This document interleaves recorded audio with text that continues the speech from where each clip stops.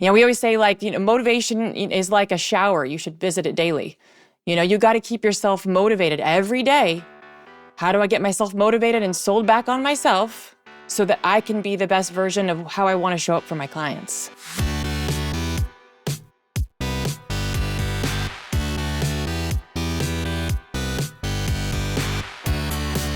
You're listening to The Successful Bookkeeper with your host, Michael Palmer. Listen each week as inspiring guests share their secrets of success to help you increase your confidence, work smarter, and build a business you love. This episode of The Successful Bookkeeper is brought to you by PureBookkeeping.com, the proven system to grow your bookkeeping business.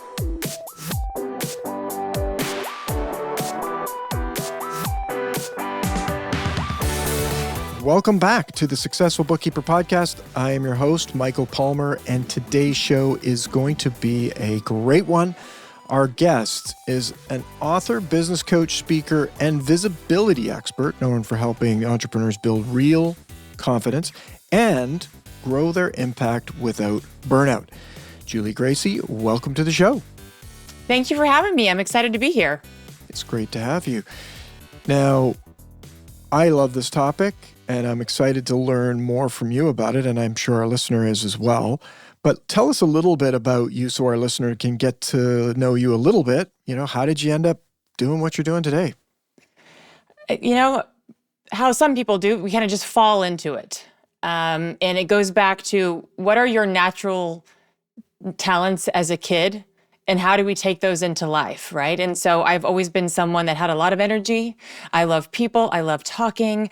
And when someone would come to me and say, hey, you should go into sales, I despised hearing that because, sales was this icky thing that no one wanted to be a salesman. But then as I got older, I started to learn what sales is. And it really is I'm serving people. And so that's what I do today. I'm a certified sales and marketing coach, and I help people grow their businesses. And one area that I work in the most is the actual words and selling what they do. Interesting. Wow. Quite a turnaround from being, despising the word to actually going into that field. Yeah. And I always just say, you can take something, when someone says something about you, right? You're this way. So I was always told I talk a lot, I get a lot of attention, and this was a bad thing, right? Well, then I was just like, well, where is this a positive thing? Where is it connecting with people and getting a lot of attention? Where is this good? And that is good in sales. That is good in entrepreneurship. That is good in building businesses. So I took these areas that were looked at as a negative and turned them into a very big positive. That's wonderful. That's wonderful. Now, before we started the show, you another little piece that I think will be interesting to our listeners is you actually studied accounting, and that was a pathway you were going to go down, and then you decided not to do that. Yes. Well, my mother forced me to take accounting classes in high school. She, brilliant. She made me take typing and accounting, and those were brilliant. Thank you, Mother. But at the time, it was miserable. I'm like, nobody wants to study accounting. This is boring. I have to do credits and debits. But here was the thing. When I graduated high school, I wanted to move across the country, and she was really great about taking me to a temp service. Okay, you got to go to get a job. Well, what did I have skills in? I knew basic bookkeeping and I knew typing. So immediately I got a job at a CPA firm. So I got to go and dive in. I worked the front desk. I helped with some of the things and see the world of CPAs. And it was actually really fun. There were, the deadlines and someone sprinting out the door of a tax. I mean, it was chaos, and I actually loved it. And here's the thing. I studied accounting when I went to college as well, thinking I'm going to become a CPA. Here's the thing. I had a really amazing professor who had his own CPA firm, and I'm in his class, and he's teaching me, and he's showing me. And one day I said, you know what? You're so good at this. Can I just hire you to be my accountant? And I just realized, and he was laughing. I said, you see my grades. You see what I do here. I'm not meant to do this. I appreciate it, and I know it's needed, But this is an area where I would be better selling the services for someone like you than actually doing the work myself. And so that professor was my CPA for 20 years. So, Wow. right? Amazing. So I have a huge appreciation for accounting. I very much love checks and balances, that OCD part in me that's like everything is organized and checks off. I totally get that part. But for me personally, I realize where the gifts that I have are going out and selling these type of services rather than doing them myself. Wow, that's very cool. Very cool story. So now let's maybe get into a little bit of the work that you do and specific to our listener. And we talk about mindset all the time. What are some of the big mindset shifts that you recommend for bookkeepers who constantly second guess their value before pitching clients? And maybe that's a bit of a jump directly into the work that you do, but let's if there's any pre-thoughts you want to have to that, we can do that as well. Yeah, that's a really great segue because I get this all the time. I work with clients all the time of they're doubting themselves when they're going in. Here's what I'm going to say is you can't sell something that you are not 100% sold on. So you have to learn how to get sold on yourself. And this is a part of what I teach. How do you get sold on why you have the best product, why they should go to you? Because then I'll ask that question. I come right out of the gate. I'm pretty direct of why should I use your services compared to the guy down the street? Tell me why. And they're like, I'm really good at what I do. I'm like, so is he. I care. So does he. And we walk through this and you can almost like, not purposely, but they'll get frustrated. But what I'm doing is I'm digging. I'm digging for the gold that's inside that person because everybody has an approach. Everybody has a unique point of view. Every business can serve in a very specific way, even though it's a lot of similar things that they do. And so what I do is I help dig that out of them. And when I do that, I help get them sold on themselves. Once I get them sold on themselves, then it becomes very easy for them to go and sell their products and their services. And we'll go through that of, why should I use you? Are you good at what you do? Do you have proof? And sometimes I'll be like, create a cheerleader sheet. What are things that clients have told you? Print those text messages out. Print those emails out. Print that test and put it on your computer. When you start to doubt yourself, go read back all of the things that people say about you. You know, we always say motivation is like a shower. You should visit it daily. You got to keep yourself motivated every day. How do I get myself motivated and sold back on myself so that I can be the best version of how I want to show up for my clients? We'll get back to the interview right after this word from our sponsor. Bookkeepers are often the unsung heroes of the business world. You're the ones keeping the engine running, but you don't always get the recognition you deserve. I know how vital you are to business success, and the team at Bill knows it too. That's why they're hosting Bookkeeper Appreciation Week from March 30th to April 3rd, dedicated to recognizing the real work you do and giving you the tools you can actually use to free up time for more strategic work. So mark your calendars for March 30th and get ready for 5 days of practical resources delivered straight to your inbox, plus live CPE-eligible webinars. You'll discover what bookkeepers are navigating right now, advisory work, pricing, and AI, along with proven strategies they're already using. Trust me, you're going to want to check this out. Register now at bill.com/successful bookkeeper. Thank you for hearing from our sponsor.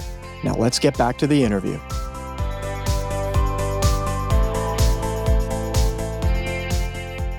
I love that. I love the analogy as well, the shower metaphor there. And I think it's a big one because this is not a space that our listener typically spends a lot of time in.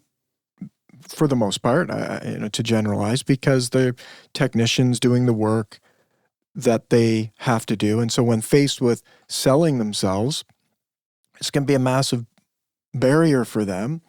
And by doing that, having that type of support, immediately it brings them into, okay, this is why I'm valuable.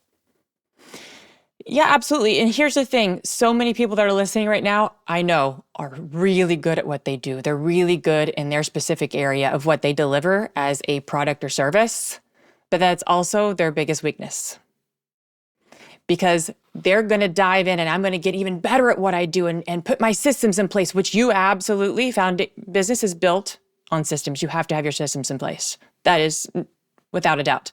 But here's the thing. I could step in and have a business doing bookkeeping that is only half as good as what you do, and I'm going to make more money and get more clients.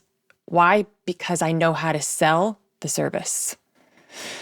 And this is where I know it's going to make some people very upset, but it's people don't know you exist is the biggest thing. You're so focused. I have this great system, this business, but nobody knows you exist. You have to go and market your business and sell it and be willing to stand for your prices. This is what I have a boot camp going on with the most amazing group of women. And this is what we've been working on is how do you stand firm behind your prices? And how do we say no? How do we turn down clients that are not meeting what we are offering? And so many times people don't want to say no. They tend to take on clients they don't really want. They're not getting the prices that they want for their services. How do you stop that? How do you stop the bleed of that? And then how do you stay focused? Which client do I want to go after? Where are the clients that have money that want to pay for my services? How do I speak their language and how do I sell to them? Because there's three different buckets. I have names for them. There's like Jenny, Julie, and Sean. So when I want to sell to a Jenny, I really want to help. They don't have a lot of money, but I can relate to them personally and they need my help and I can.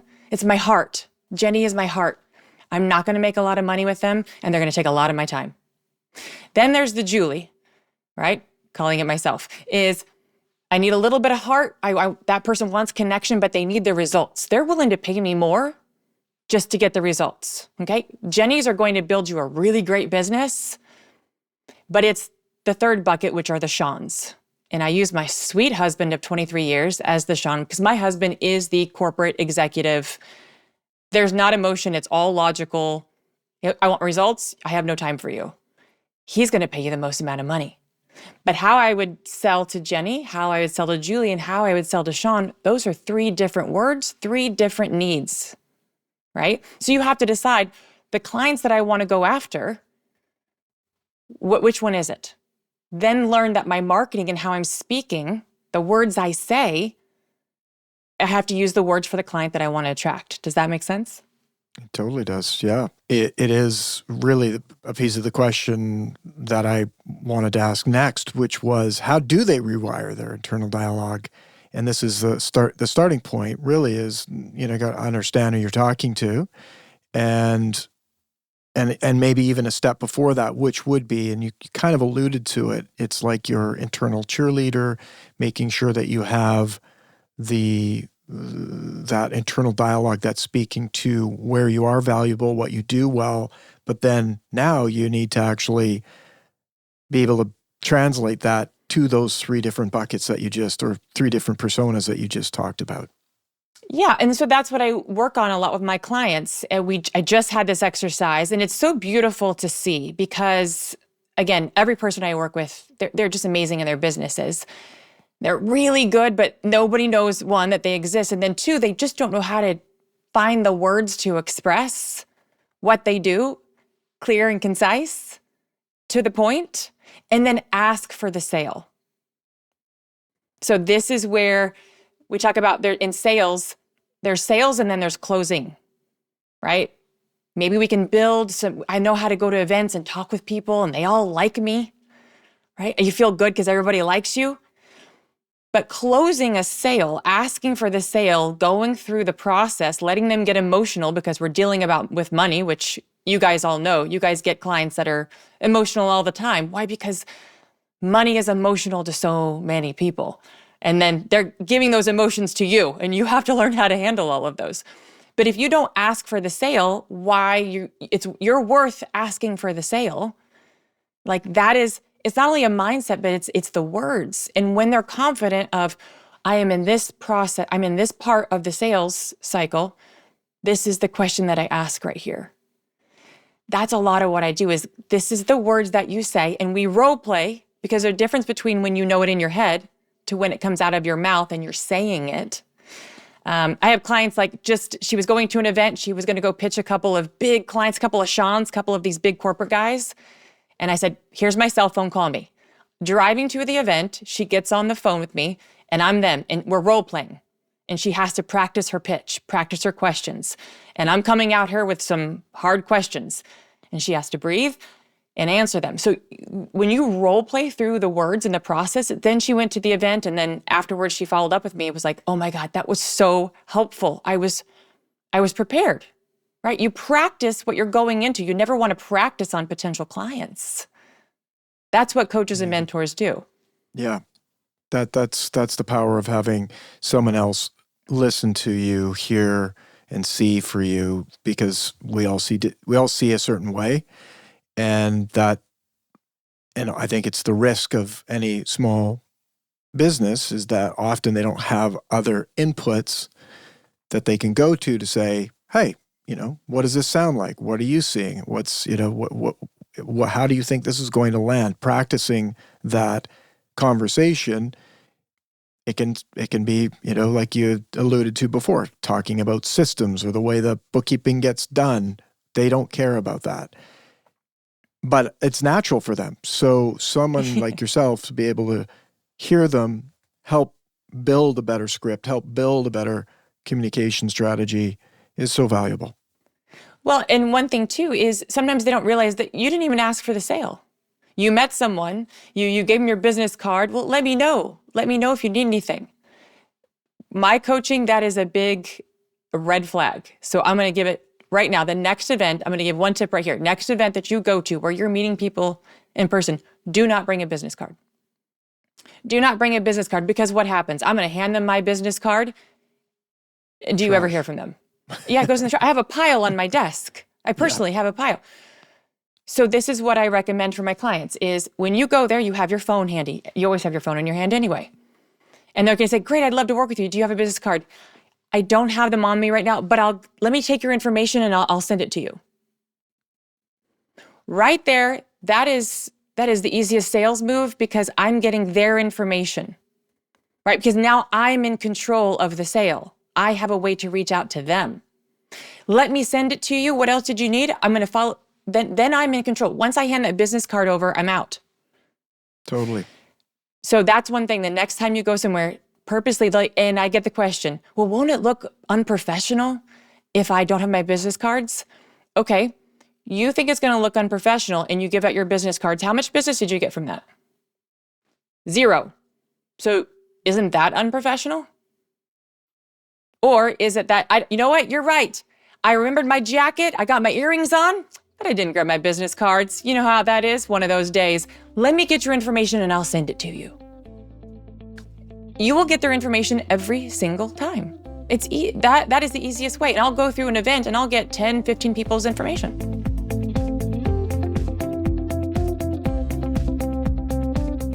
Love it.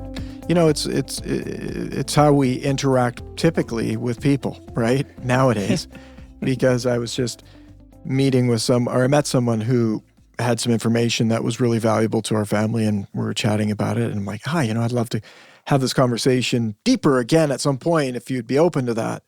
And how do we do it? It's like, I'll just send you a text, right? Hey, it's Michael. Right then and there, I've started a text message with this person. And we're already now, we've migrated from completely strangers to now we're texting each other. And it's very similar to the methodology that you've just explained, which is very natural and extremely effective. Because now I just said, thanks, it was so great talking to you. Now I'm texting, right? And we're having a dialogue and moving the ball forward on the field. And yeah, the professional conversation's so interesting about that. It's like, but it's so antiquated. It's just a waste of save a tree, Like, yeah, they just end up in the garbage. we didn't have everything we have now, and LinkedIn and social, and we didn't have all those back then when business cards were all alive. We did not have phones when business cards were big. We didn't have those. Now people, like, they're everywhere, right? What I love about that too, Michael, is you have your phone. And if I can get their information, let me have your email and I'll put it in so I can email them. Well, then when that email, first, last name, here's what I want to do. Because if I have the potential to pitch them, well, then I can do some research. I can go on LinkedIn and I can find them. I can see more information. I could see, this is something I train on too. I call it professional stalking. And so I'm going to go in. Do they have a dog named Rosie? Well, I love dogs. Do they love to go to travel to this city that I love to travel to? Where can I go through their social media, find some connections? Because then when I do pitch them, I have a way to connect with them in other areas, right? I can see what's important to them. And those are some of the key steps that we tend to skip. Oh, I got their number. Okay, yeah, you want to know about bookkeeping services? We can do better. We can do better. Yeah. Yes. And that's the live event. Hopefully you can get to the human. That would be the other gate to get through, right? It's like, oh, we've met each other, level 1, level 2. I do bookkeeping, you run a plumbing company. Level 3, I know a bit about you as a human being that I can relate to you now.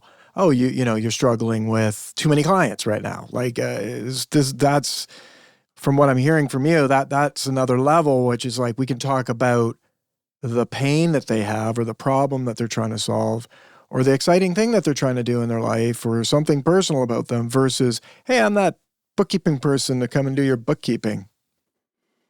Yeah. I say your network is your net worth. And if you can, I've taken some of the most shy people who've never been to networking events.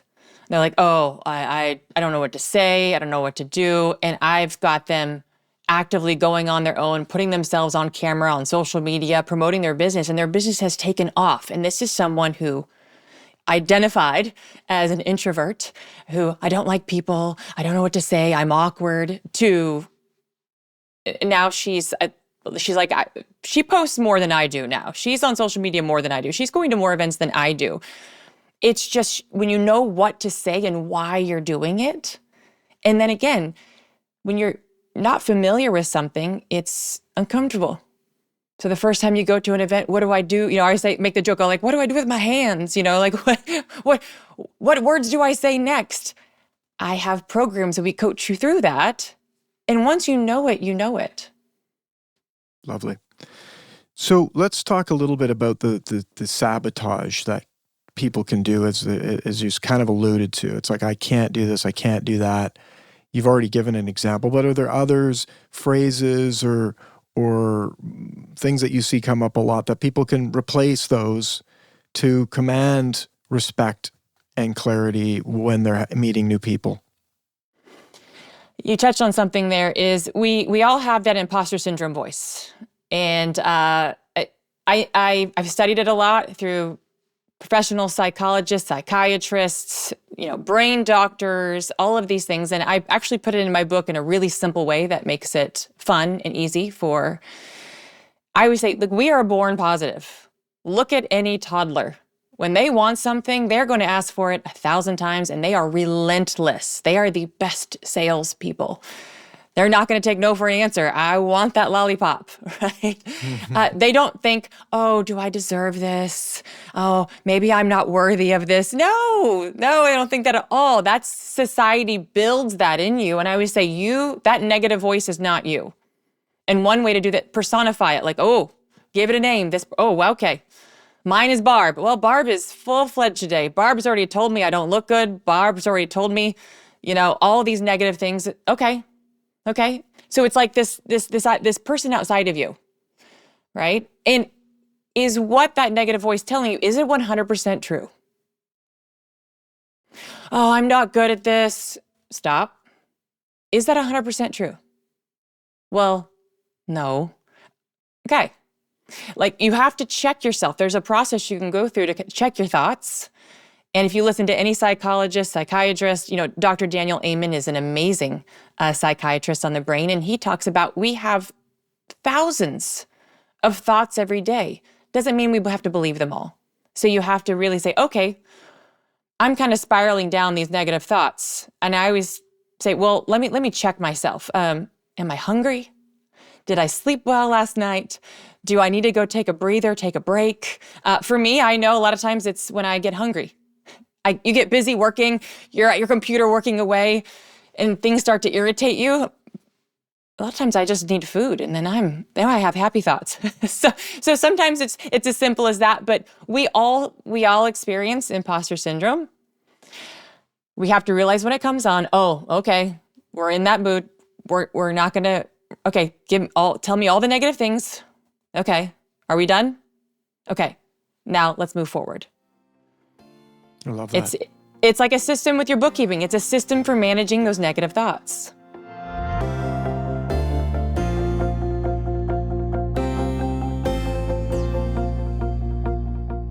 Fantastic. And sort of layers on and stacks to getting out there in front of people. You're walking in clean. You've had the conversation and dialogue with the internal voice, and now you can walk in clean with a whole new perspective. And this is a question that I think kind of stacks into that, and it's kind of fun. It's if a bookkeeper consistently feels invisible online or in networking, what's your favorite high impact practice to help them show up with confidence and get noticed by ideal clients? So we got rid of the self-talk, and now what's a fun way for people to actually, hey, I'm invisible, like you had mentioned, they're ghosts. How do they get visible? What can they do that's a high impact to them? High impact, the most powerful thing for marketing your business is anything face-to-face. So I kind of walk a process with my clients. Where are they? We're going to start wherever you are. They're like, oh, I can't put myself on camera and speak on camera on social media. Julie, I will die. Okay. Well, then let's start. Do you go to the grocery store and you talk to the checkout person? Yes. So you can clearly talk with someone face-to-face. Great. Let's turn that to business. Where can I go to a networking event? You can go on sites like Eventbrite or your local chamber. BNIs, there's different things like that. Where can I go to an event and maybe grab a friend? Say, listen, I'll buy you dinner afterwards. Just come with me so I'm not alone. Sometimes walking in alone is very challenging. I worked with one client before and she's like, I'm going to do it. And then she called me in tears. She was so scared to death to walk in and talk about her business. We learned what a VPS, your value proposition statement. When someone says, what do you do? What are the words that you say next? We role played those, but she was physically frozen and in a deep emotional state to do this. So how we switched that was, okay, instead of going in and talking about your business and trying to talk about yourself, think of your network. Think of your friend who has a hair salon and your favorite plumber that comes to your house and, your dog sitter that you love. Switch this up. Your goal is to walk in there and make connections that you can refer to the people that you care about. This isn't even about you. You can just say, oh, I have a bookkeeping company. Tell me more about you. That's it. You don't even have to talk about yourself. Go in there and say, I want to learn about you. I have people that I love to refer to. I would love to know more about your business. So I got her to quit thinking about her and what she needed to do and say, and made it her goal. Go into this networking event and see how many connections you can make. So the next time your friend's like, hey, I'm really looking for a great plumber. You're like, great, I met this guy, Joe. He was really amazing. Let me refer you, that you could be a resource to other people. That got her to switch her focus, take the cortisol down a little bit, walk in there with a different mission. And she was able to get herself to walk in there. And she said, okay, I was able to get a bunch of connections to connect with people in my network. That was the first step. Okay, now you know what it's like to walk into an event and talk to people in business. Then the next step was, now can we start talking about what you do? And I work wherever you are, and we just do baby steps to get there. To where she was doing, the last time I finished coaching with her, she was doing 2 events a week. She joined the chamber, she joined a BNI. She was, again, the networking queen. And it's because she knew what to do and what to say, right? It's really awkward when I don't know what to do and what to say. It's miserable. Why would you want to do it? It's a fabulous one. And I think it's a neat way for people to think about how easy it can be. When you think, if you say to someone, it's like, oh, I see you've got a new car. Do you like it? It's like, are they, oh, don't talk to me about my new car. They're going to be like, oh, let me tell you, do you have a half an hour? Can I get you a chair? People love talking about themselves and the things that they're passionate about. And if you meet an entrepreneur who's not excited or interested in their own business, then probably not someone you want to work with anyways. Right? Because people, and especially in small business, their business is like their child, part of their family, and just directing it to them is a great way to open up a conversation. And one example that I had is a funny one. It's happened so many times over the years, but bookkeeping for our listener.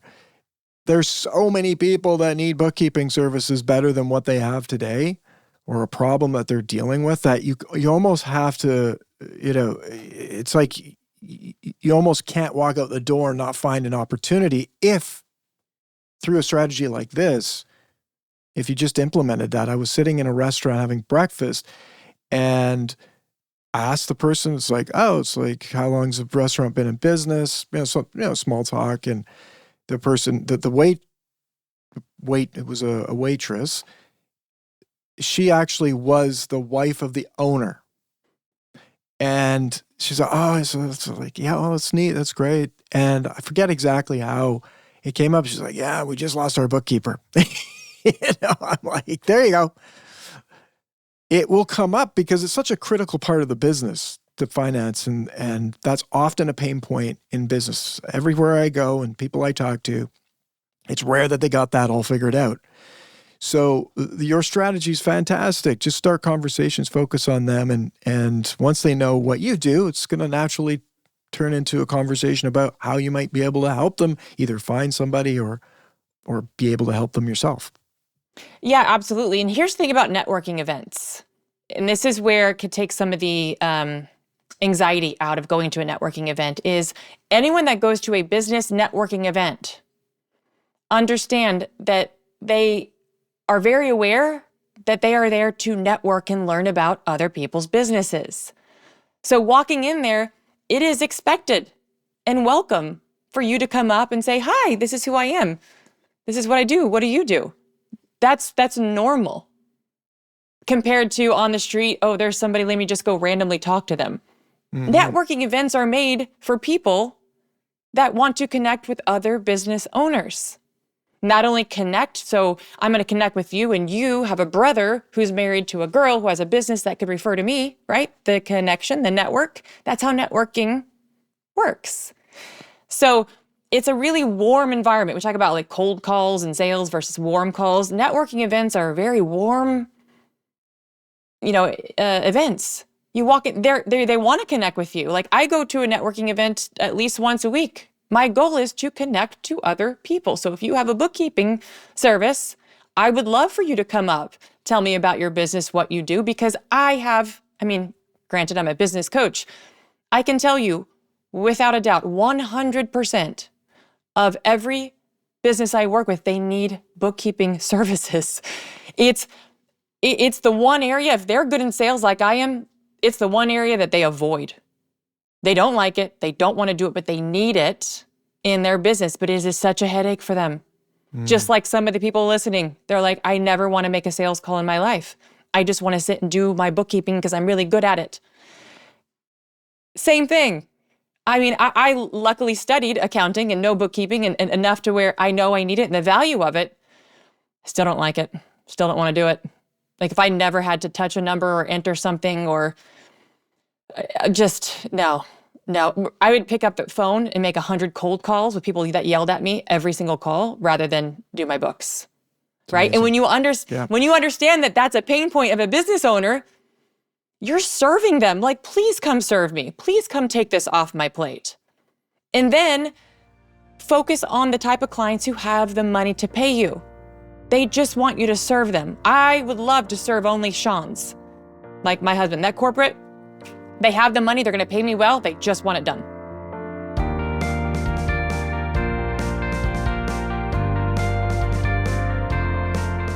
That's right. All day. And that's a very key point, and it's a fun one in a way. It's like there's a lot of people that want to dance with you.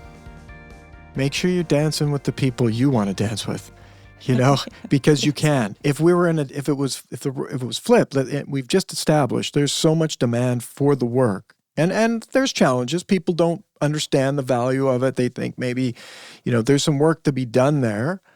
However, the need is out there, and done well, it's an incredible need. But if people could just be really clear about who they want to dance with, you're going to end up with better clients that pay you more. You need less of those types of clients, or clients in general. If they're paying you more, it really does have a massive impact down the road. So that's such a key piece of advice that I'm hearing from you is getting not only clients, the right clients, but find the clients that will value what you do, want to pay you a high price to do the work. Yeah, and knowing how to express your value. For example, okay, Julie, you spend an hour in sales calls. How much money could you make if you sell? Well, I probably could make around $20,000 if I sat down, focused for an hour on just making sales calls. Okay, well, your bookkeeping service is $3,000 a month. It's a no-brainer for me to have you do the bookkeeping if I go and spend that many hours doing bookkeeping myself and I hate it. Yeah. Or you take this role and I'm going to go jump and make sales calls. Like, there's ways that we look at it. I'm going to say this, and my bookkeepers are going to probably freak out. It's never about the price. Whether you charge me $3,000 or $10,000, what's the return on investment for me? Mm-hmm. And how do you build that into when you're offering something? That's what I help clients do. And then they see it for themselves. They're like, oh, then they get sold on what they do. Oh, wow, this is really expensive for them. Is it though? Right? I have to give this example. I just had a client. She is a graphic designer. And same thing, really good at what she does. She does designs and logos and branding for massive corporations. But she gets these Jennies, these ones that want to deal a lot, and she loves them and wants to help them. But they're taking up a lot of her time and not paying her very much. She sent me an email and said, this client says, hey, I would love for you just to do a simple logo design. I have a low budget. She goes, but I really want to help her because she's a referral from a friend. I teach them how to say no. How do we help but say no? Okay, what is the minimum that you would charge? It would make you feel good. They wouldn't say yes and you'd be like, oh, now I have to do this. She's like, $1,000, $1,000. And I said, okay, then that's what you charge. She's like, but she said she has a low budget. I said, number one mistake, you assumed you knew what low budget meant. You're assuming low budget means a couple $100s. How do you know that? I said, she might be used to working with big design firms that charge $10,000 minimums. So I said, right, so I had to get her mind right about her pricing. You hold solid on your price. And then she sent that over. And then she sent me the email back. And the lady was like, oh, well, I had 600 in mind, but we could definitely make 1,000 work. And she was shocked. She's like, oh my gosh, she said low budget, but she's willing to pay me $1,000 for this. So those are some of the things we work on is your mindset around your pricing. Mm-hmm. Every single client that I have worked with, we have at least doubled their pricing on most things that they offer by stacking the value and showing the value of what you're doing and why it's a no-brainer. You've heard of like the stupid if you don't. Mm-hmm. We turn your offers into it's stupid if they don't work with you. I love that. Then you're conserved and you don't feel salesy. Right? Because I hear that a lot sometimes. Well, I don't want to be pushy. I don't want to be salesy. They need what you have to offer. It's your job to convey that clearly. Beautiful. It's exciting. It's exciting for our listener. You've written a book, Highly Confident. Tell us a little bit about that. How can it help our listener? Confidence. If you're not confident in what you sell and what you do, how do you expect anybody else to believe in you? So you've got to start with you first. Like I said, how do I get sold on me? How do I get confident in what I do? And so it's that process of, this is what you offer. Are you good at this? Well, yes, I am. Tell me why you're good at it. I do this. And we show them the proof, and it can be very logical. We show them the proof of, yeah, you are good at this. Yes, they should pay for your services. No. And teaching them how to say no. This is one area. There's an entire chapter called Just Say No. How do we say no? Because I get that, well, I feel bad, or I can help them. Just because you can help them doesn't mean that you should. So there's so many things in here that are helpful to set boundaries, get clear on what you want, learn how to say no with a smile in a way that's comfortable to you. This is one area I teach just about every business owner of, they don't know how to say no because it's uncomfortable to them. So I teach them how to help and serve, but they're still saying no, right? And then just, again, how to get sold on themselves. Because once you have that, then you can go serve with intention. Every person that's listening, you went into the field you are because you're solving a problem, right? You don't have a business if you're not solving problems. That was what businesses are. You're solving problems. You just want to have better problems, right? We want to create new problems in your business. So you have the problem, I don't have enough clients, I'm not making enough money. We want to have the problem, I have so many clients and leads coming in, I can't get back to them and they're upset because I'm delaying my delivery of what I want to do. That's actually a really good problem to have, right? So in Highly Confident, we kind of go through, how do I build true confidence in myself as a person, in what I deliver and serve the world? And it's really beautiful to see people transform through some of these teachings. Love it. Sounds like a great book. Sounds like a book built for our listener. And this has been a fantastic conversation. So many gold nuggets. Where can people find out more about you, get access to any kind of resources that you might have, and learn more about the book and purchase that book? Absolutely. Well, you can find the book on Amazon. It's just Highly Confident. And the good news is it just came out a few days ago. Super excited to be able to say this on this podcast, is the audiobook is out. Oh, so so I have the audiobook. It is me. It is in my voice. So you'll really get a feel for who I am and how I teach. But I do have boot camps. I have a Confidence on Camera Academy that is incredibly powerful for people that are scared to go on camera, talk about themselves. That's an amazing program. But they can reach me at my website, which is juleegracey.com. My mother's Canadian, so she spelled my name very unique. It's Julee, 2 E's. You cannot say Julie and not smile. I love it. And then you can also go to highlyconfidentbook.com. That's one way to easily access some resources. So would love to connect with anyone here. And I have such a soft spot in my heart for bookkeepers and accountants because I've been there. And they're really good in what they do. Every business owner needs your services. It's just a matter of marketing it properly and being sold that what you have is worth what you're pricing it out for. Lovely. Well, this has been fantastic. Thank you so much for being on the show. And we really appreciate you sharing everything you know, or little bits of what you know so far. And it sounds like you've got amazing resources to help our listeners. So thank you. Thank you, Michael. And with that, we wrap another episode of the Successful Bookkeeper podcast. To learn more about today's wonderful guest and to get access to all sorts of valuable free business building resources, you can go to thesuccessfulbookkeeper.com. Until next time, goodbye.